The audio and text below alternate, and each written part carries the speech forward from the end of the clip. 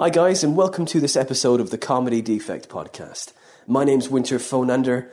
I'm the host of the show. I'm a comedian. This is episode 38 with a very funny man, very tall man, Jon Pearson.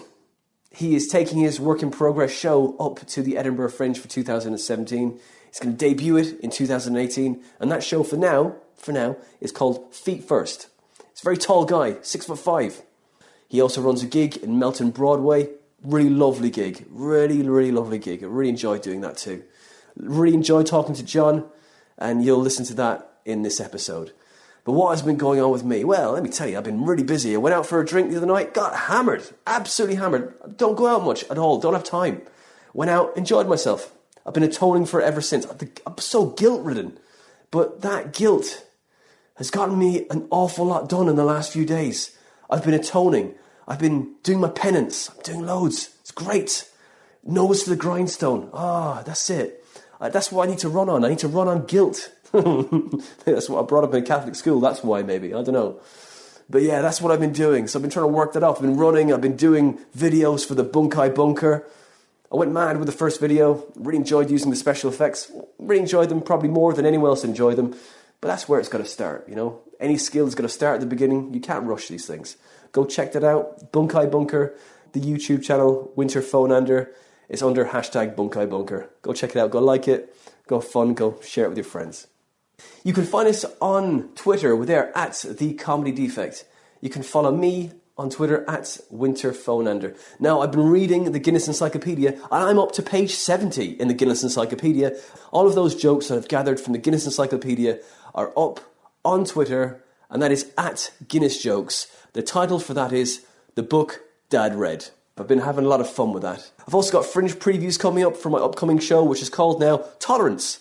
And the details for that are on my website, which is winterphonander.com. Go check it out there. Come see me live. I need you guys there so I can bounce jokes off, because it doesn't work in a vacuum. It doesn't function. It doesn't get better. It doesn't get sharper. You can practice on your own all night, but you really need to take it out to show people in order to get better. And that is not a sexual analogy. It just sounds that way. Now, this is episode 38. I don't want to talk for too much longer because I got a lot more to do tonight. And I hope you're really going to enjoy it. It's the very funny, very tall, very talented Mr. Jon Pearson.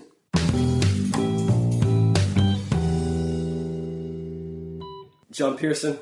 Hello. Welcome to the Comedy Defect. How you doing, man? I'm alright, I'm good. Tired, but good. That's what we're saying, just tired. It's just tired. so tiring. Constantly tired. In a way that I'm busy, and then if I wasn't tired, I'd think, what am I doing? Yeah, that's it. You're like, I need to just use every ounce of energy so you don't feel How guilty. am I going to pay this bill? If I'm not tired. To the wife, I'm working hard. Look how tired I am. Leave me in bed just for a bit longer. That's all I keep asking. My temper is on a knife's edge at the moment. Look how angry I'm getting. No, I'm the most laid back person. Oh, really? I don't get angry tired. I get she gets angry tired. The wife does, but I get I just get silent if I'm tired and just sit there. That's a good mix. Yeah, it is. Yeah, I'm quite laid back, but I say laid back. I'm probably not. Just a passive aggressive. This is it. I'm a passive aggressive. Yeah, I'm going to get my own way by being a petulant child. As you unfold your arms. See what you've done? That's your fault. Yeah. You recently got an agent and everything. And how's that going? Is that going amazing? In fact, I'm on the way down to see her today. Ooh, that's where I'm going for a meeting. This will be 1 year, so it's been a year since I've had an agent. And it's been the best year of my stand-up career ever. Amazing. It was the next step. It needed to happen. And it meant that I could leave my day job. What was your day job? I was an IT project manager. Yeah, so that was quite intense. But I think I'd worked a way up into it so that I could be quite flexible with my time. So when I worked hard, I was working hard and I could get a lot done, which meant that I had to work hard again at stand-up. So since leaving my job, it's allowed me to have that extra time to think about stuff, and I'm writing a new show. I want to try and make that show a story arc. I want to try and make it a good thing. Mm-hmm. And it needs time. You can't just write. You can write stand-up. I feel like you can write stand-up bits in short bursts, but when you're writing a story, you need the time to sit down and just go through it and do it in a structure. And what's the name of your show that you're taking around? I haven't got a proper name for it yet. It's at the moment, the work in progress for it is called Feet First. Right. And it's an idea. The idea is that I always jump in feet first with every big decision, but tiny decisions take me months. So like getting married abroad with no other family there. I just went, yeah, let's do that. buying a car. I bought a car and I was just like, yeah, let's have that car. I didn't even test drive it. I just went, yeah, I'll have that one. I bought it. It's like £8,000 worth of my money that I just went, oh, right, yeah, let's do that. Yeah. But then buying a toaster, I'm like online looking at what toaster to buy for months. Was that did you end up getting the Argos special? I usually end up just getting one that's going cheap. Yeah, like £10. Oh, that was £10. I'll just get that one then now. £7. I had my one broke and I took it straight back. I was like, I'd have one, please. Just give me the same toaster. Exactly. Even though that one broke, within 2 minutes I'll have the same toaster back. You don't have any expectations then. That's fine. It's not going to break your heart. There's no extra moving parts. I worry about these big toasters that do everything because I think there's too much to go wrong. I think Porsche make a toaster and... Do they? Yeah, they do. And they make. Well, now you've changed where I want to look for my toasters. I only know this because a friend of mine had one. It wasn't that I had one. I had a Porsche toaster, and he had a Porsche kettle as well. And to be fair, the kettle pissed everywhere. I remember making a cup of tea with it. It was terrible. It was, What did the toast do? It boiled really fast, though. It was just a lovely red colour. That's all it was. It was made from fiberglass. The 2-cupper. That's all we do. No space in the back. I don't even know what that means. For a the toaster just had 2 slots. Two front slots. That was all it was. Yeah, that's exactly it. There was a space, but that was where all the heating element was. Yeah, that's true. It's true. It was really efficient. It used so much electricity. Most of them drove around were just dicks.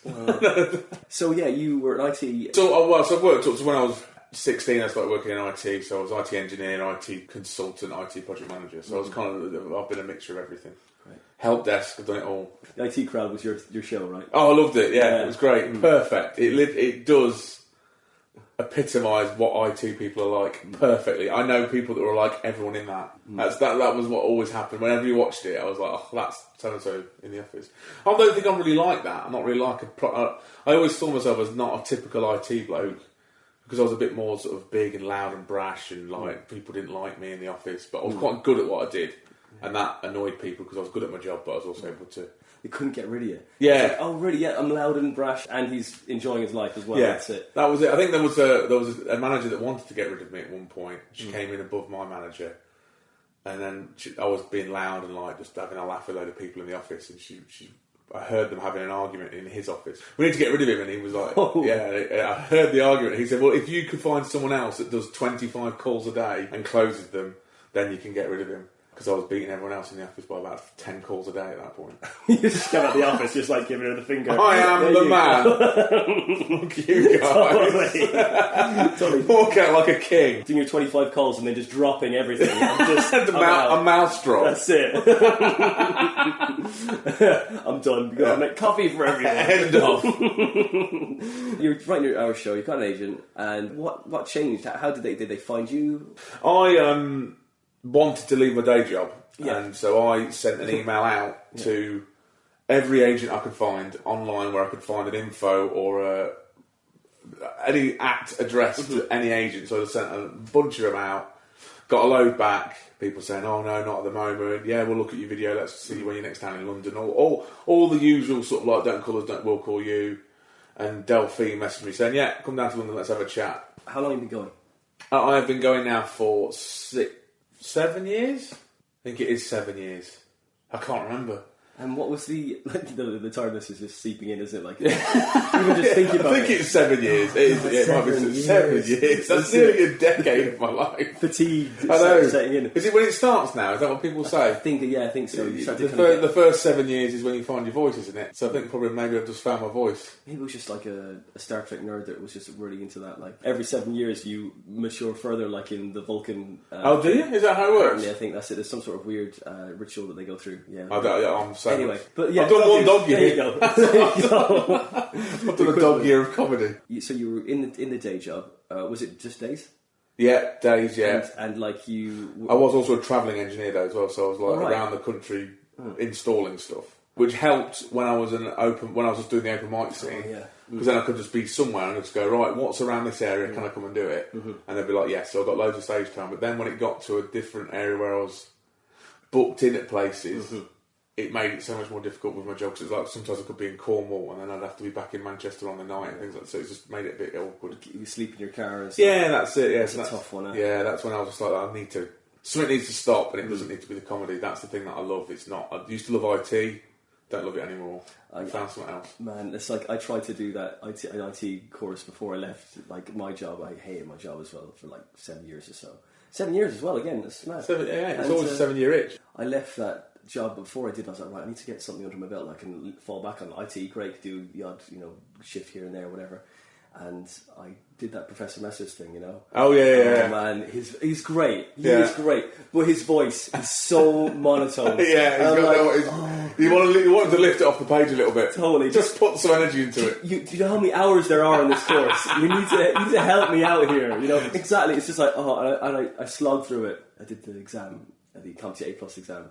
I didn't get past it by 50 points. I was like, oh, fuck it then. And I didn't go back. But the one which I found was really interesting, right? This is IT nerding out here. But the one that I found really interesting, the course, was the CBT Nuggets. CBT Nuggets is great. Brilliant. Yeah, mate. I was like, this guy That got me through what have I done? So I've got an MCSE in Windows 2013 or 11. I've got MCSE in SQL Server.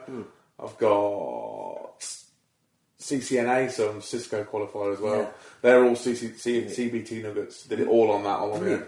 They're brilliant, and he makes it so interesting. And he just goes in. I was like, this guy's explaining hexadecimal to me, and I'm actually getting it. I was just bouncing off. I was like, oh man, this guy is just doing my nuts. Just bored. Totally. I just like, kill me. I just want to get to the. You just put a barrier up when you're like, oh, I can't. It's like you can't listen to his voice anymore. Yeah, that was it. When you did your first gig, when was that?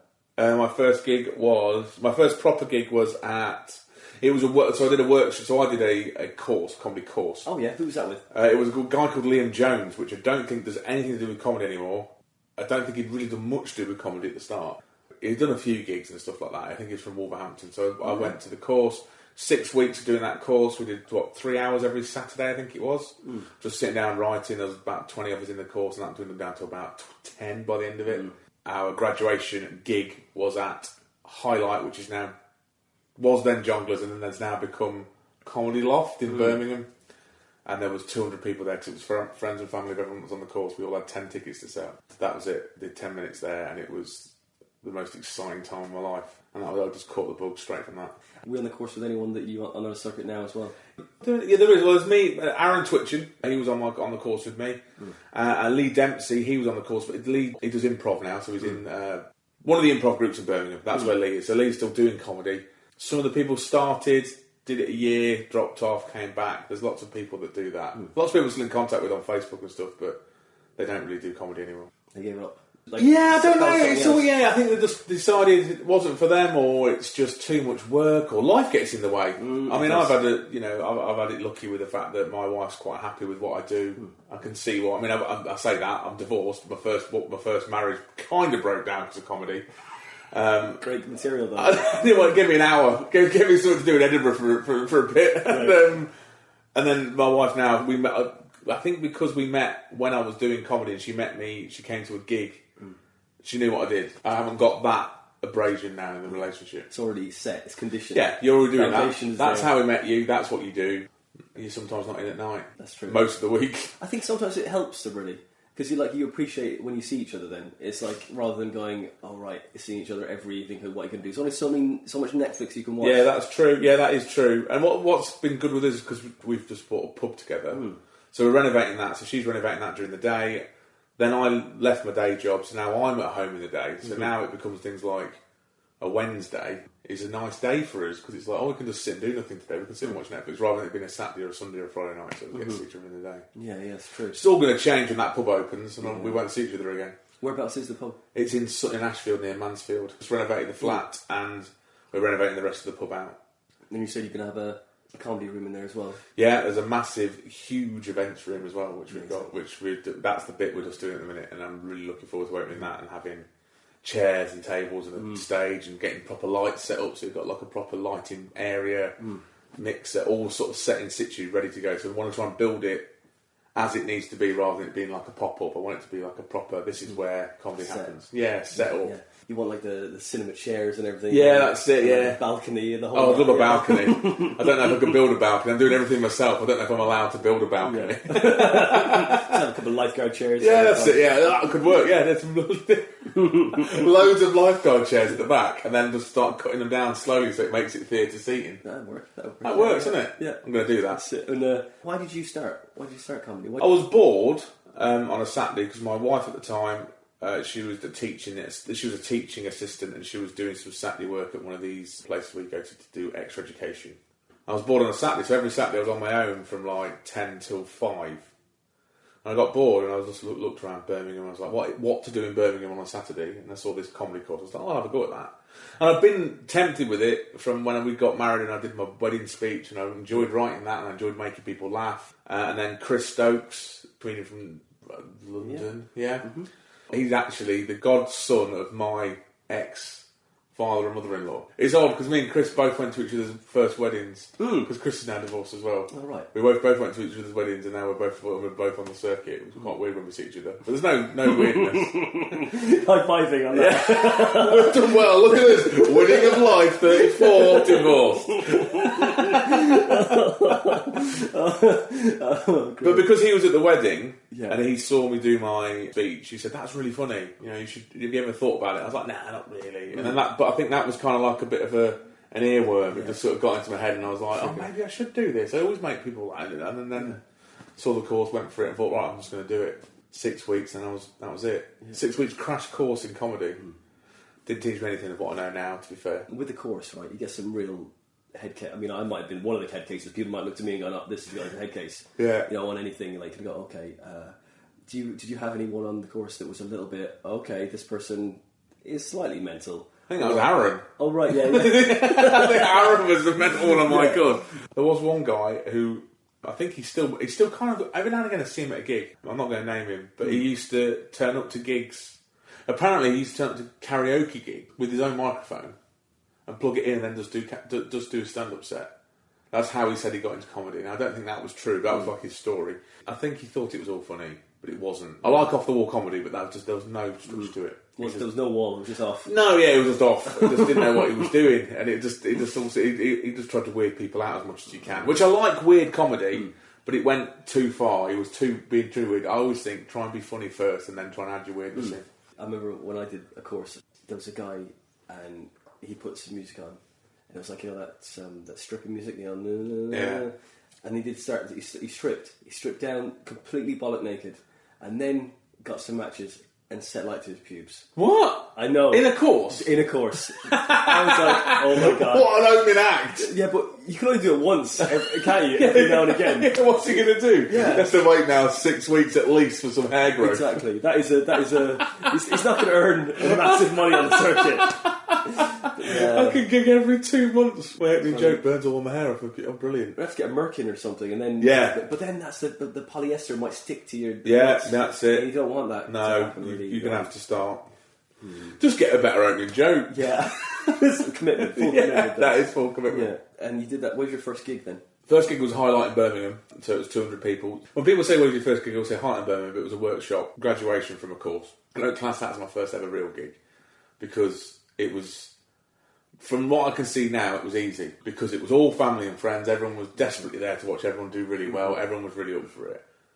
My first proper gig was in Coventry at the Phoenix, and I had a much tougher time than I thought I was going to have. To the 8 people that were in the audience. I've done that room as well. It's like it's a nice room. It's a perfect comedy room. But there's one thing about it is that it absorbs every bit of laughter. Yeah. And you can't, like most places, you can hear a little bit of feedback from the reverberation of the mic. No, it sucks everything in. Yeah, it absolutely. does. It's so acoustically sound that you're like doing it in a sound booth. Yeah, you know, you get no background noise at all, and everything that's true. There's no rolling. You think that there's no rolling. Yeah, it's almost as if they laugh, stop, and that stop just goes Like it's like a click and everyone's off again. You've got to try and build it back up again. Yeah. And those 8 people in the middle of that room didn't help. It's like they're survivors of a shipwreck or something. Yeah. They weren't up for it either. I think I think there was probably 4 of them been dragged up from the bar. There's 3 comedy on upstairs. And they were like, "Oh, all right, we'll go." And I opened. Again, it was kind of it wasn't organised by the guy that did our course, but it was kind of like it was on the back off the back of that. I think the MC that was at our graduation was an MC in that gig, and he said, "Oh, you should come down and do this one." So I did. And there was like, I think again, there was 4 of us on that were on the course that had gone down to do that gig, and we all had an absolute torrid time. Then my 3rd gig was at the Bush in Craiglie Heath, and that went amazingly well, brilliant. So that was when I properly caught the bug of just going, "This is what I want to do now." I think that's it. And when I look back on it now, and I look back at that old material, it's horrible. It's like some of the worst material I think I've ever done. It's just awful. Yeah. I think I write stuff now that I throw away, which is better than that. I don't know how I managed to get to where I got to with that material. That's one thing I always think about. I must have been all right, otherwise I wouldn't be where I am now. But it wasn't good. No, it never is good at the beginning. Don't like listening back to any of the old stuff. No, it's pretty. I did my last 2 years of my stuff. It's just you've got to face it, haven't you? You've got to face every horror that you've created. This year I have recorded so far every gig I've done. So we're in the end of Feb, so I've got like 50 recordings that I haven't properly listened to yet. But I've listened to some of them. So I've been doing the new stuff. I've been doing the Leicester Comedy Festival, so I wanted to listen to that. I wanted to do Leicester Comedy Festival. It was kind of a work in progress / half an hour of good.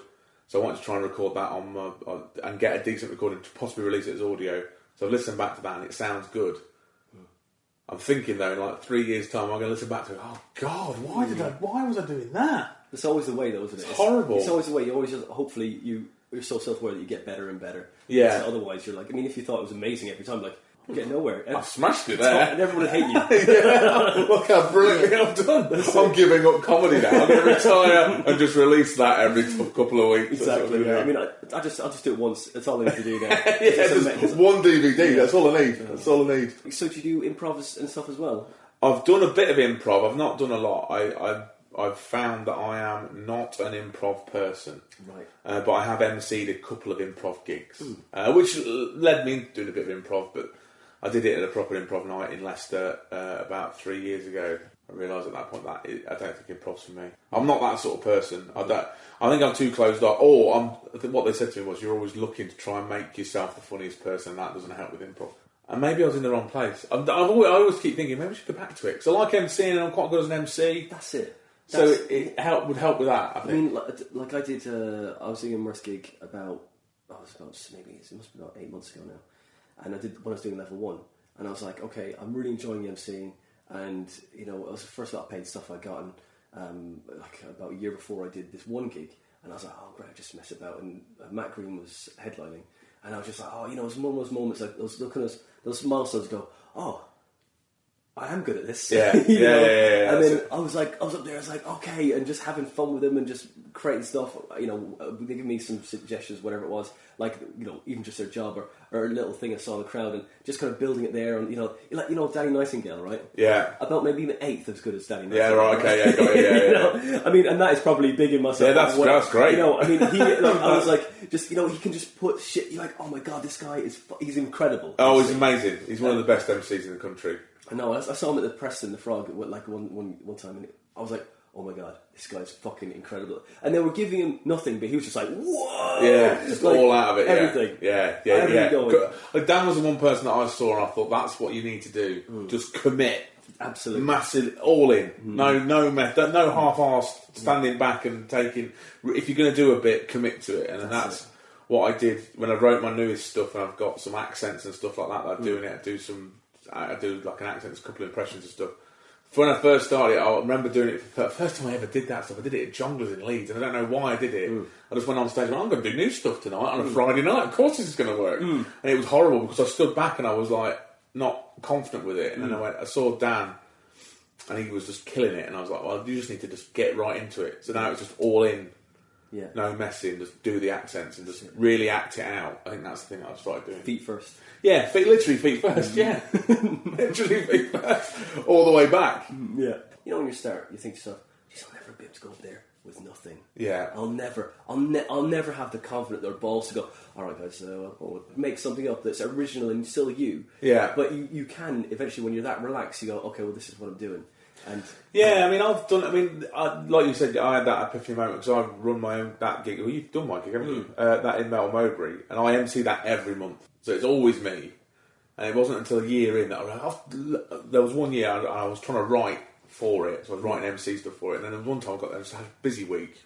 I've written nothing, so then I was just like, I've written nothing, and then I just went on stage and said, I've written nothing, what's going on? And then that was when it's become a thing where I just say, what's going on in Melton now then? And then people start talking, and I came off, I'd done like 15 minutes. Brilliant. And I was just like, wow. And it wasn't a bad 15 minutes, it wasn't like the most stellar 15 minutes you're ever going to see an MC do, but it got them going, they were all up for it, and then and that was when I thought, yeah, you can do this without the material. Yeah, you've got the personality to put it off. Quit writing. Yeah. So then I was burnt all my notebooks.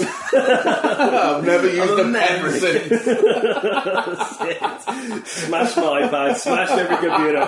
Don't need it. Don't need anything. I just need to read the paper and have one person in front of me, and I can make a joke. That question. What is it you do?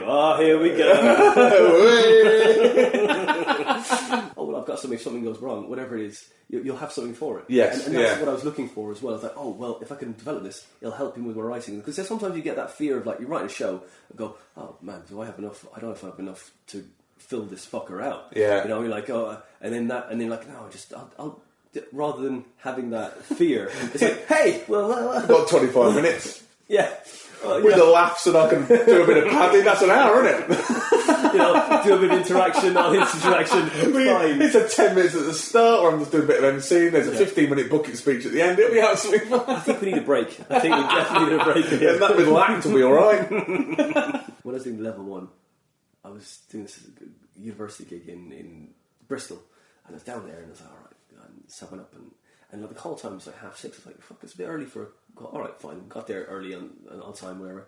And they said, do you want to start at 7? I said, well, is that how things go here? I'm surely we'll start at 7 if that's the way things run here. And then, anyway, started at 7, and we got through the opening act, the break, the 2 middle acts, and then I was like, okay, well, the headliner isn't here yet. Well, when is he going to... So I had a 10-minute break.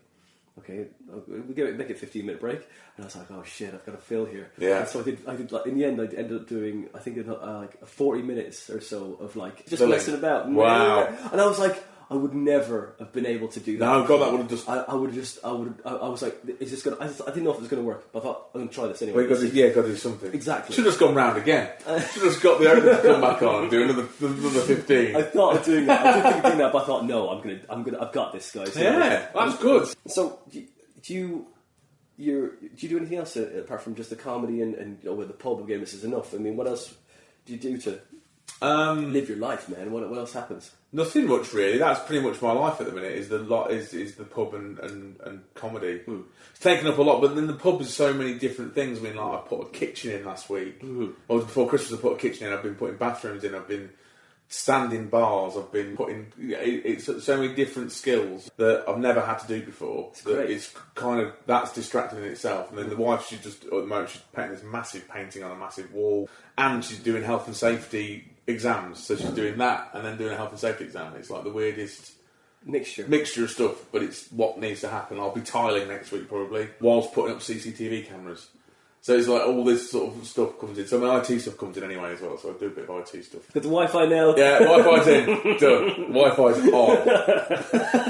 I need it for YouTube so I can go, okay, how do you do this? Yeah. Okay, good. That's how you do it. That is literally how it works in the kitchen. I literally did Google and YouTube. How do you put these handles on doors? I don't know how you do that. And then it shows you how to do it. And I was like, oh, that's great. I know. You feel like a king, don't you? I felt like an idiot. I felt like an idiot looking on YouTube to how to put a handle on. Yeah. But when I was trying to put the kitchen in, it was an absolute nightmare because nothing fitted. It was all like I didn't realise. You watch people put kitchens in; they do it in like half a day. It took me a week to do a kitchen, and that was because I was like, "Well, it's in." And then like you push the cabinets, and they weren't level because the walls aren't level. You don't realise that they're always cutting stuff off the back of the cabinets. That's why they've got so much space. But I didn't know any of that until I looked on YouTube and saw. And cried went on. Yeah, I was like, oh God, I've got to buy a jigsaw now. So I was doing everything. I just thought I'd put it all together. It's square. Put it in that corner. And there's that moment of buying those tools and you go, this might be the first and last time I ever used it. So. Exactly, yeah. That was exactly what I thought. I was like, I'm never going to use this again. And then I had to go back and buy more bits for it because I managed to run it out, I think. I got overconfident this year. I put in a bathroom fan, and I was like, I stood back and went, oh, yes, electricity, nailed it. I put it up, and I was like, oh, look, and I said to the wife, do you see that? It's working. It's working. It's perfect. On it goes, click on, click off. It was perfect. I got overconfident with that, and then I bought myself a laptop, and fucking from eBay, and there's some fucking prick, right, sent me this laptop, and I opened it. It was like a MacBook Pro, an old one, like, an A178. Yeah. I'm just like, I've researched on that much. I'm like, I've got all the serial numbers in my head now. I was like, one of these. I'm like, it's that one. So the R key popped out as soon as I opened it, and he didn't put that in the picture, and so it would cost me more money to send it back to him. And I was like, you should have said that. You should have fucking said that in the fucking description. But I was like, okay, no, I'll take this. I'll just give him really bad feedback because that'll help me. Yeah, I was like, just be passive aggressive on eBay. Totally dishonest fucker. That'll help me. Yeah, right? that's what I think. That's the way I think the world's going to end. We're all going to end with terrible feedback. Terrible feedback on eBay. That's where it starts. Amazon, eBay. That's where all the feedback starts. If you send someone shit, I've had someone send me shit on eBay. I got so annoyed because he was desperate for I was selling my Xbox 360, and he was like, I was selling it, and he got it cheap. I think he lived in the next village or something like that. But I was making loads of money on the postage and packaging. I was like, he's like, I'll come and fetch it. Then did the postage. I was like, no. So I posted it to him. Yeah. So he could have come and got it that afternoon. We didn't get it for another 4 days, and he gave me so much bad feedback. Did he? Yeah. Oh yeah. What did he say? It was just like, I can't believe it. I was offered to go and pick it up. He refused to. It was really unapproachable. I even know where he lives. So I was like, oh my god, it's stalker. It's going to be there. Yeah. Wow. Yeah. So I did the same thing. I gave really terrible feedback as well. Do you think like the terrible feedback thing is a bit like the Fifth Element? When that big dark cloud of evil it starts to come towards the earth. Do you think it's all that negative karma coming? Do you reckon it'll all come in? I think it might be more like the Black Mirror with the bad. Have you seen Black Mirror with the feedback on with the social media stuff? There's the one where they just flick you. They flick stars at you. No, I haven't seen that. That's in the new series. There's a new one where. You and that increases your rating, and so you've got like 9.9 people, and then you've got like 3.2 people, and you can only do certain things if you're in certain categories. Isn't there? Someone's told me about this already. And there's one part when she gets to the airport. And that's it. Yes. Yeah, and she gets there, and so she bumps into someone, so they just demote her. So they give her a bad feedback, which brings her average down, which means she can't get onto the right plane. Man. So then she just kicks off, and then you just see the spiral. Everyone's just throwing her bad feedback. You see this coming all the way down until she's just outside in a mud puddle, just like, what's happened to my life? That's a great metaphor for the comedy industry as well, though, isn't it? Really, Yeah, that's what Edinburgh's like. You can have one good review, and then you'll get 7 terrible ones, and you just feel like you're on your arse. It's like falling down the hill. But yeah, I got this laptop and when I had it, I was like, I can replace the keyboard. How hard could it be? I was like, yeah, it should be fine. I got the tools and everything. It's like, yeah, okay. And I was like, there's something on the list. And you're like, there's something on this list, and it's really stressing me out. And I was like, oh, it's definitely a replacement of the keyboard. Took off the back, the back, and then I can do the feet. It's like, I got all the feet as well because there's feet missing. Whatever. Yeah. And so I'm going to do this, and then I was like, I got to the screw bit, took off the screws, killing it, put them in little different containers, and then I'll just take off the ribbons. Oh, ribbon ripped. Pulled off, I think the connector on the ribbon, the white bit that flicks up. The bit that, okay, so if we go around the keyboard like this, right? Yeah. It's the one there that doesn't come off. Yeah. It's that one there. I was like, that comes off, right? No. Yeah, no. So I ripped that off, and I was like, oh no, I've broken this fucking thing now. I rang up the tech support that I have that's nearby, and I said, this was at like a 10:30 at night. I was like, hey man, I've just broke. Do you do Apple Macs? Yes, I do. Because he knows me. So we could come to the gig before and stuff. And so he came and picked it up straight away. And I was like, there you go. I felt so ashamed. I was like, giving it to a man.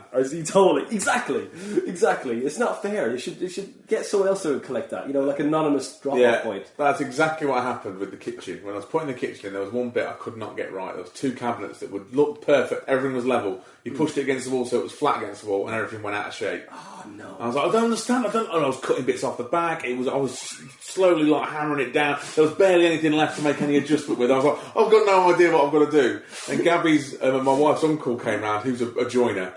He came round, and he came round and he went, oh yeah, I know what to do with that. And he just got one saw and went,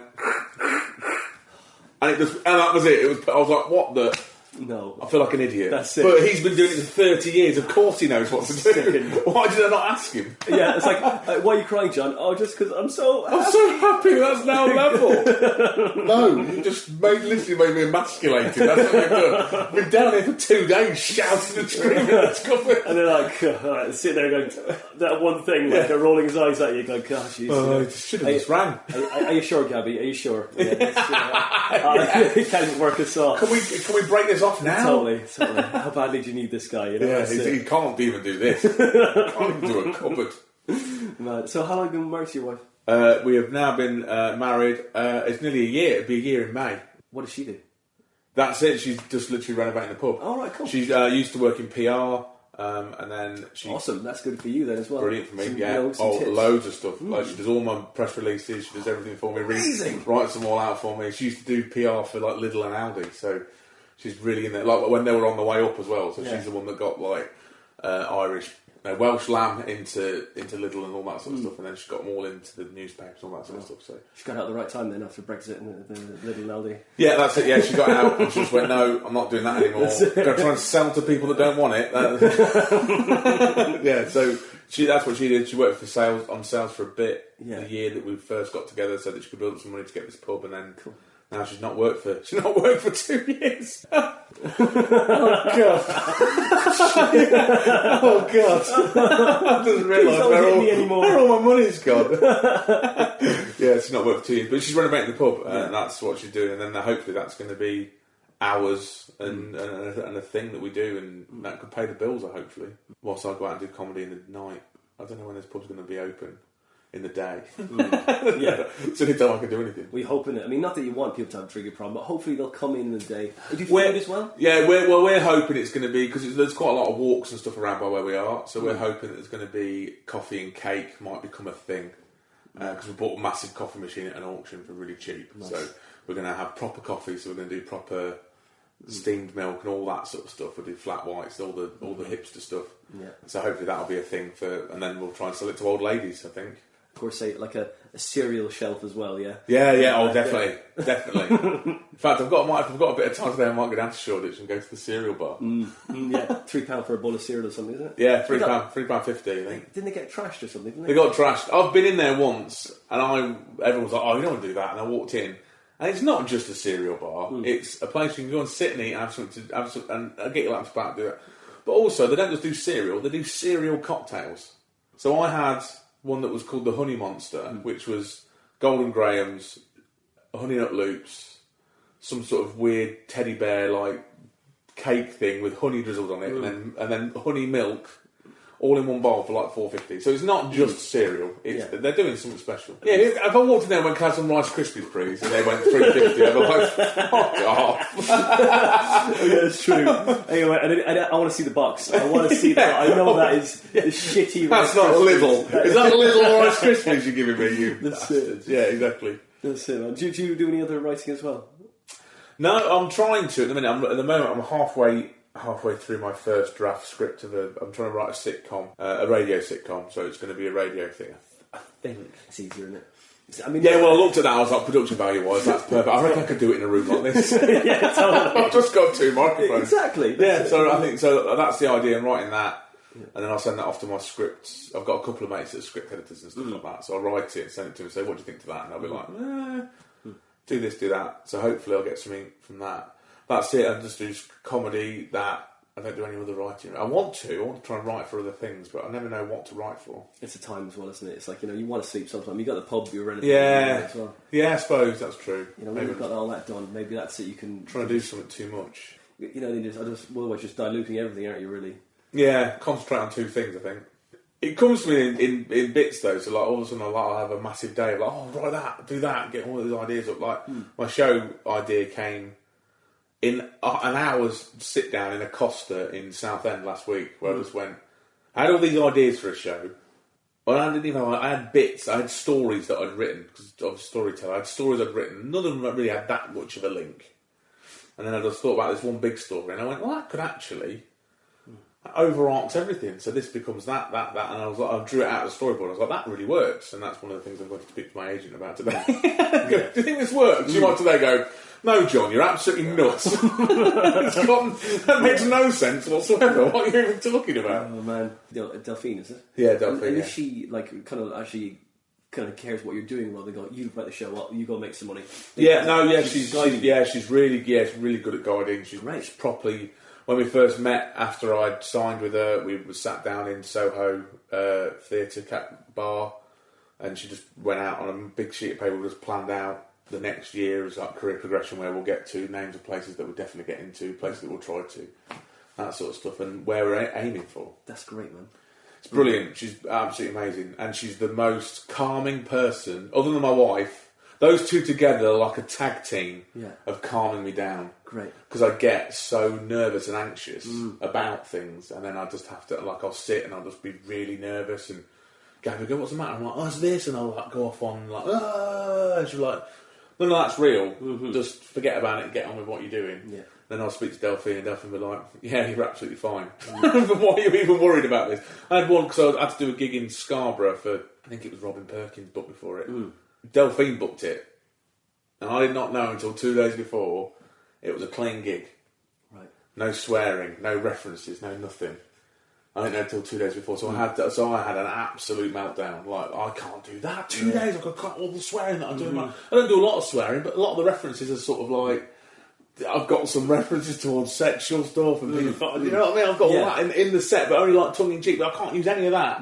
Freaked out, and Delphine rang me, and she was just like, "What are you freaking out about? It'll be absolutely fine." I went there and I had the best gig I've ever had.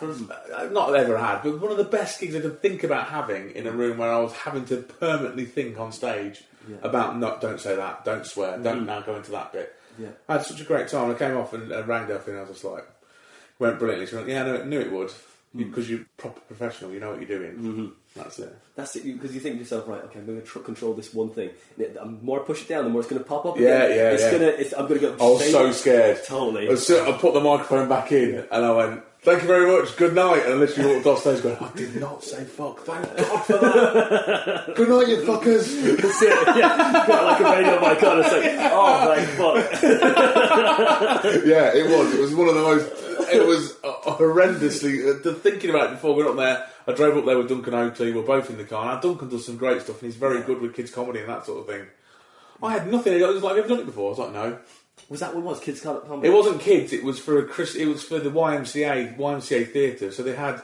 It was being run by kids that were in the YMCA. So there was like 14-year-olds at the sound desk, and there was like families and all that in there. So it was a lovely thing. It was really nice. They were great. Those kids were absolutely amazing at what they did. They were really on it.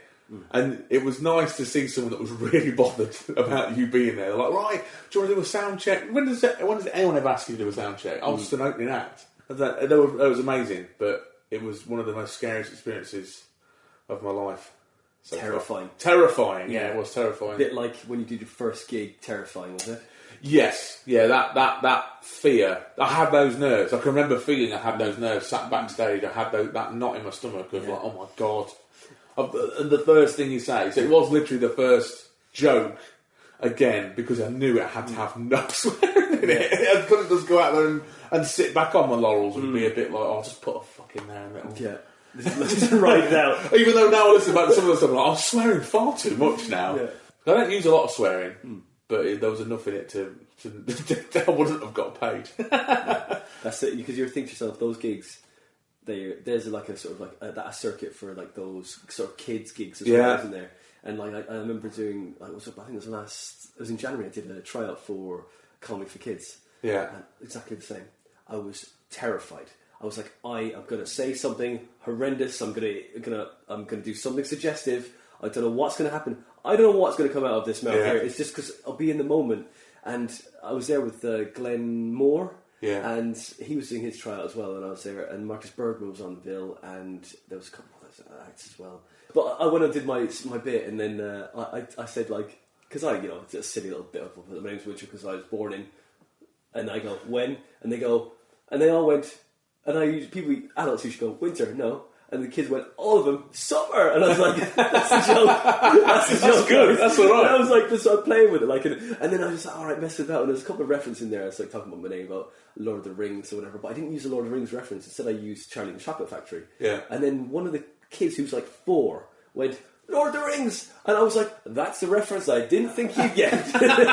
You know? So did you write for that? Did you specifically write a set? I sort of wrote a few little bits, which I mean, some you see my set, but like there's some bits which I sort of shaped and shaved off and thought changed the references and didn't do any innuendo of any kind. But it was only a 5-minute set, and like I would just sort of stayed connect. The MC stuff really helps you with that because you connect with the audience exactly, and you're not afraid to see what because it's sheer carnage because they're constantly going meh meh meh, and I saw a lot of acts kind of going through their material.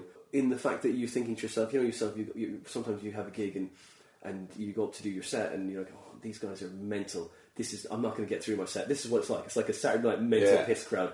But they're fun, but just insane. They're not listening to material. They're not listening to pre-prepared stuff. They want it in the moment. There you go. What's happening on stage? We're right here. Why Talk to us. Yeah, exactly. That was what it was like, and so that was how fun it was. It was like, okay, what's going to happen now? And they were like, and so I was like, okay, and the MC stuff really helped me. We just go, oh, we're just going to go with this. I was like, oh, my time's up. Oh no, okay, better do a joke, you know, and then just finish. But it was just so much fun, and I was like, oh, I didn't swear once, but I was terrified I was going to swear. I would feel like it would be like you're literally teetering on a knife edge. You are literally on the knife edge of it's just close enough.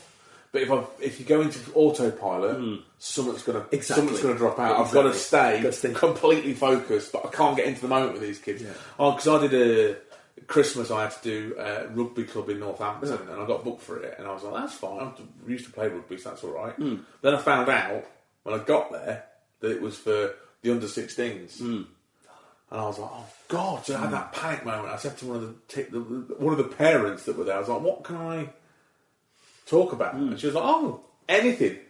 And I was like, no. So I went on, started doing a bit, and then I just made one reference to the captain. The captain and his girlfriend were in, but they were on different sides of the room, and I was talking about that.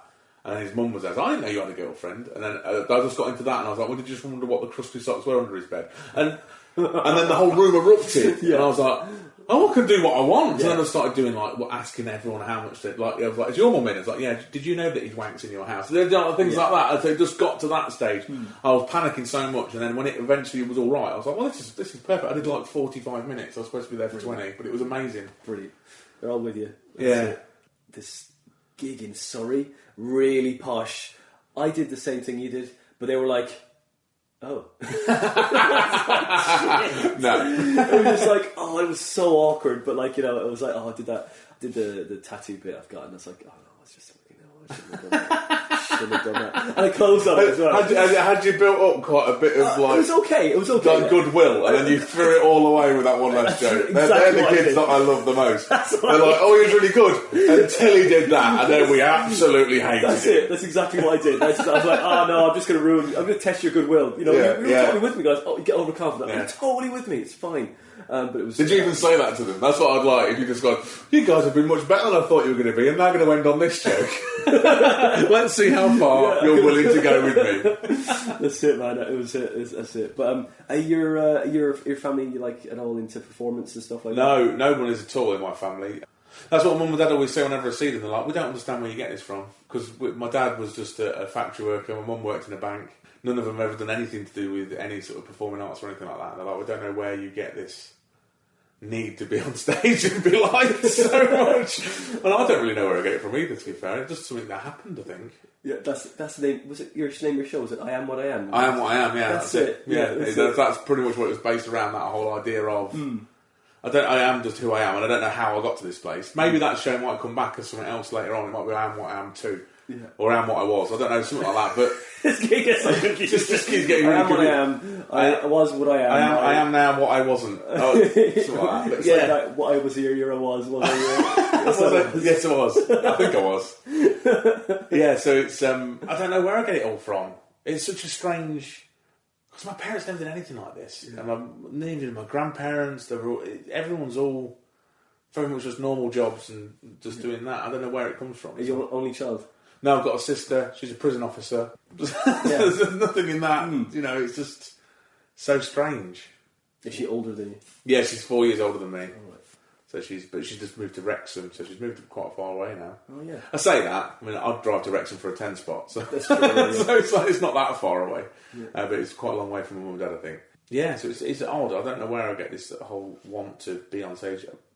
I've always been a bit of a performer, though. I think I've always been that guy that's always been. It's weird. It sounds like a cliche, but I was that guy at school that was always trying to make people laugh. And even being, I'm massive. I'm 6'6". I'm like huge. But I did also use it as a defence mechanism. I didn't always fight at school. Sorry. No, it's just like, I mean, a 6'6" guy using comedy as a defence. I know, it sounds ridiculous, doesn't it? Like, you know, no, you know. I'm not going to hit you. I'm just going to make you laugh. Maybe I'm just a goon with a smile. I'll come round and beat you up, take your money and make you laugh all at the same time. Oh, you know, it did beat the shit out of me, but he told some great jokes. Why he was doing it? Every punchline was amazing, literally.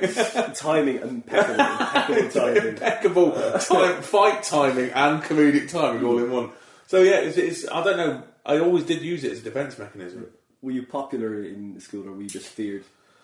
I wasn't feared. I wasn't feared. Because I'm quite soft, really. I wasn't feared. I was quite again. Popular is a different thing. I wasn't in the popular group. There was a popular group of lads, which always used to play guitars in the common room, and all that sort of stuff. I was more of because I played rugby, so I was in the rugby team. So I was reasonably popular. There was a big group of us. And I grew up in a small little town, so Mount Mowbray is really tiny. So we all knew each other. Everyone pretty much knew everyone's mum and dads and stuff like that. So we all kind of got on in that sort of way. So we were all kind of popular together. The sixth form, our year at sixth form was probably only 150 people. So once you get to that sort of small amount of numbers, you're all friends really. You're all in the same classes and all that sort of stuff. So it wasn't that massively popular. But most people I've seen since I've started doing comedy have been like, yeah, we've just assumed you'd end up doing something like this. So obviously it was always there. Yeah. I kind of wish I'd done it. I kind of wish I'd started at 18. But then also wish I hadn't. So where do you ever think that? Totally. I totally agree with you. It's like, because if I'd started at 18, I'd have nothing to say. But I would have had 10 years worth of experience by the time I was 28 of doing the comedy circuit. I don't know. If I'd had a decade by the time I was 28. Yeah. I started when I was 28, 27, 28. If I'd had a decade, or if I'd had 7 years experience up to that point, then started when I started, it would have been amazing. Yeah, but dogs only live to 14, don't they? 14 years. Is that how long the career is? I've got 2 dog years. If you get to 21, you're a really old dog. If you've had 3 years as a comedian, yeah, club dog, isn't it? 3 club dog years. Having the best. What is he? He's a club dog. Yeah. Why he's been going? He's 21. He's got to be off. He's going to be off soon. Did you do stuff in school, in school, like acting or anything like that? No. I was in a choir. I can't sing now. It was before my voice broke, and then I was in a couple of school productions. So I played Danny Zuko in Grease. It was only a short bit. We didn't do much of the singing, and then I played Bobby Moore in reconstruction of the World Cup in 1966 for school. That's pretty much it. I didn't do anything else other than that. And they were young, so I was 12 then. I didn't do anything once I got to secondary school, then sixth form. I didn't do anything after that. They'll think get you some acting stuff as well. Hopefully. Well, I don't know. I mean, I need to join Spotlight. If she's listening to this at any point, sorry, I haven't done that yet. It's been a year, and I've said I'll do it, but I haven't done it. A question for you then: how do you join Spotlight? Do you have an acting degree as well? No. So how do you join it if you don't have a? You can Delphine, because you're doing comedy. You can get on it because you have a professional agent. You can. Right, okay, she crowbars you in the door. It's otherwise it's like... Yeah. No, otherwise it's just knocking. Come on. Hello. No, what you got? I've got a microphone. I've got these... I've performed stuff. Totally. I've got a written script. Otherwise, people shouting down at you from an ivory tower. Yeah, it's you have to go away and spend this much on a course, and then you can kind of come back. I've done a quick... I did a quick advert course with Spotlight, which did kind of get me in the door. And as soon as I went to it, they were like, "Oh, you're John, the person with no online persona." I was like, "What do you mean? I've got a website, I've got a Facebook." They're like, "No, you're not on our website." And I was like, "Oh yeah, that's true. I'm not because it costs so much money and you won't let me in. But yeah, so I've done a few bits and pieces, but I need to get on that because I want to get into like a bigger arena where I can be rejected more regularly. I mean, comedy's just not enough rejection for me. I need everything. I need to give it me the whole lot. Yeah. Ironically, because Delphine rang me and said, "You've done," because I did some modelling for Giacomo because they had a real man runway thing went out, and I put a picture in and I got it, so I got down to the last 20. So we did some photo shoots and stuff. And Delphine rang me and said, "Have you done some stuff for Giacomo?" And I was like, "Yes." She was like, "Because we've just had a spotlight thing come through, and they said these are the type of people we're looking for, and you're in the centre of the picture." Well, why have I not got more? Exactly. They need you. They want me. Yeah. They want someone that looks like me. Yeah. I'm me. Totally. I'm still alive. It's still me. Yeah, I've got everything you want. All the attributes you're asking for are mine. Yeah, that's it. I'm literally. I literally can't be any more. Can't be any more perfect. I'm in the middle of that picture. That's it. It's great. Oh no. So did she not help you out though? She couldn't get it for you. No, they didn't want it. They didn't want me. They wanted people like me, is what they said in the end. But I'm going to get some stuff from them, apparently, in the new year. It's going to be better. Maybe the rate's gone down, John. You know, it's like, look, they start at the top. Yeah, that's it. Yeah, let's just reduce it. Let's reduce it until we end that campaign and we'll start a new one. It's want a cheaper coffee. That's probably what has happened. Yeah, poor man. Freddie Flintoff is a poor man Jon Pearson. That's it. Yeah, just keep you like, look, you can never be as good as me, mate. Sorry about that, Freddie. I mean, you've only won 2 Ashes, but whatever. But yeah, so the next plan is you're going to go Fringe this year. Yeah, hopefully. Yeah, and you have applied. I'm not going to say you. I've applied. Yeah, I have applied. I'm still waiting to hear back. I've not gone for paid though this year, so I've gone for free Fringe. Did you go for paid last year? No, I didn't go. I think free Fringe, where I'm at the moment, I think that's pretty much. I know my limits. I'm not going to be a person that's going to go and spend thousands in the Pleasance. The one thing I was tempted with just a tonic because they're doing their paid rooms now, which look quite nice. I know a few people that have done those and they're quite good rooms, but this year's a work in progress, so it's not worth it. Next year will be the year that I'll put some money behind it. I mean, you have to put money behind Edinburgh every year, but even more money behind it. That's next it. year. Really, really, really put an awful lot. Yeah, put another load of life savings behind it. Yeah. Which is put a lot of hope behind it. Yeah, hope and life savings and unborn children's college funds behind it all. The joy and hope and dreams and tears and sweat and mental health. Yeah, put it all behind that. Yeah, but this year, hopefully doing a work in progress. I don't know if I'm going to get it. I mean, it's a bit weird. I don't know when I got my offers before. I feel like this is late. A work in progress. And what's that one called? That's called... It's going to be called Feet First at the moment. Is that, that also sounds a bit like a sort of like a birthing show as well. Yeah. That was the original idea. Because, sorry, have I fucking... No, you haven't. That was an original idea that I did have because I was thinking about that because there's a joke that me and my wife have got in the fact that our first child, she's so scared about giving because I'm massive. I mean, I'm so broad that she's so scared. She's like, the head's not going to be the problem. It's going to be the shoulders. And I've got size 14 feet. So I'm like, well, you've got to hope he points his feet on the way out, otherwise that's going to destroy you anyway. So, I said that to my mum, which was like, well, we were worried you were going to come out feet first. Yeah. But if I'd come out feet first, I don't know what would have happened. Yeah. So there was an idea of that, but it's not going to be that now. Oh, right. It's more about me going in feet first. Okay, cool. For everything else. What's the next plan then? What's for this year? So this year, hopefully, work on this show, get in with the rest of the people that I want to get in with, which is such a hard thing to do.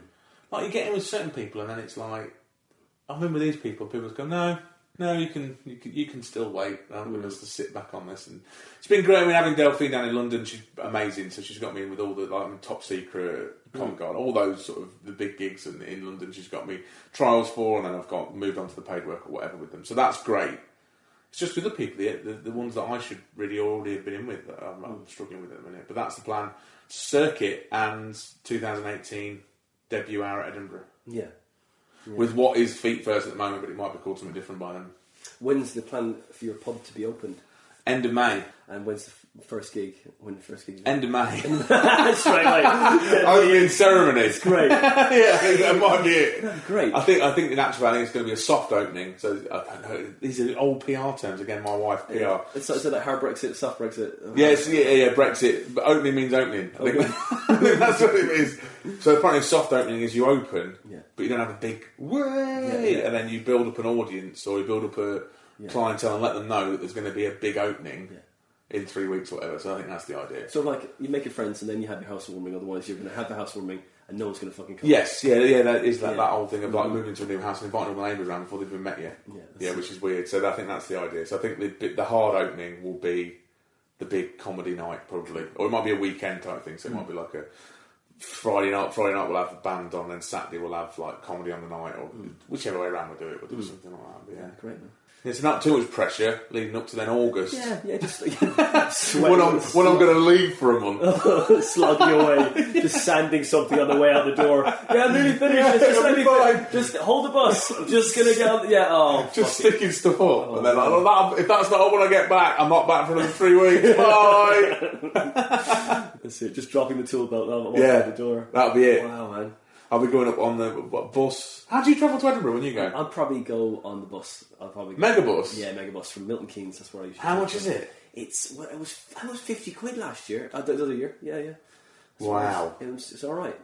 I went up I planed up once. I flew up for £110. Oh, nice. Which was great because it meant you fly in, get off, bus into Edinburgh. It took me from door to door. It took me 3 hours. That's pretty good. So I was quite happy with that. I have done the train, so I did the train from Birmingham to Edinburgh. That took forever. But it helped me write a show. I wrote the extra bits in. But I don't know how I'm going to do it this year. I drove up 1 year as well. I've driven up. That took me forever. I used to work in Stourport-on-Severn. I left Stourport-on-Severn because my bosses were bastards. They made me come in for a meeting on the day that I was going up to Edinburgh and kept my meeting till 4 o'clock.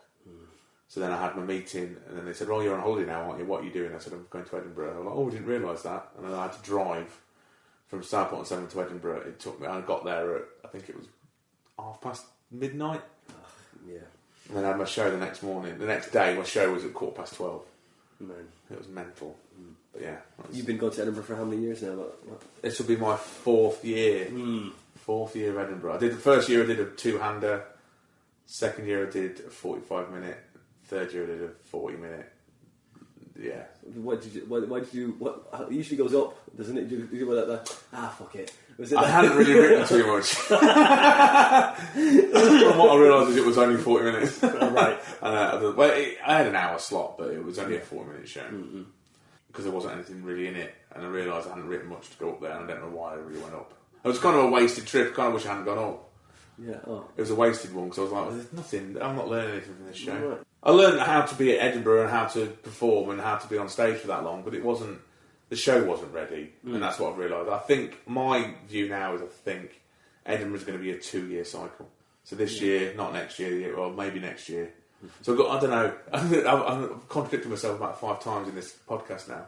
So I said I'm going to go up this year with a work in progress and then do debut hour next year, which means that's 2 years on the trot. So now I've just said I think it's a 2-year cycle. But you never know. Your work in progress could be there. Oh, that's ready. That's true. I think the thing is as well, I'm working on the premise of I used to have a day job when I couldn't write, whereas now I've written so much in this last year this last few months since I've been not with a day job that I feel like I could get more out now. I don't feel like I could write an hour in a year, not a solid hour, not a really good hour. I think I could probably write a work in progress for every year and then build on that work in progress and then go up the next year with a finished article. I think that's probably my cycle. Now that we've just spoken about it and I've decided that's it. that's my final truth. That's the end fact. and where can we come see you, John? I will be at the Comedy Store in Manchester on the 9th. Yeah. I'll then be at Highworth Town Football Club in Swindon on the Saturday 11th, and I'll be in Birmingham on the 12th, but I don't know where that is. It just says Birmingham. That's what my diary says. It's a scrabble for that day. It'll be on the 11th. I'll be like, I've got Birmingham in my diary, where is it? That's pretty much what that'll be. Yeah. Nice one, man. Yeah. And so I'm sure I'll see you at the Fringe this year then. Yeah, definitely. Well, John, thanks for doing the Comedy Defect, man. No worries. Thank you very much. Awesome. Cheers.